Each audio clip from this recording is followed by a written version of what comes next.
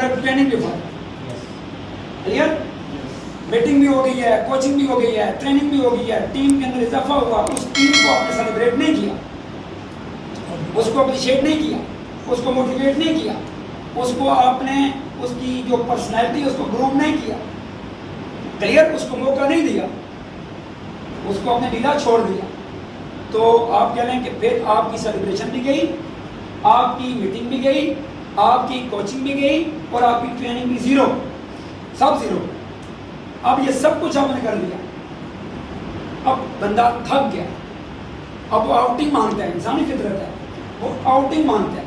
अब आउटिंग दो किस्म की है, एक आउटिंग वो है जो वैसे आप करते रहते हैं, एक आउटिंग वो है जहाँ पे आप बिजनेस कर रहे हैं, जहाँ पे आप काम कर रहे हैं, उस पूरे काफिले के साथ निकलना, जिसको हम कहते हैं बिजनेस टूर। कौन सा टूर? Business trip. आप बिजनेस ट्रिप करने जा रहे हैं सैटरडे। क्लियर हो गया जी? यस। ये 5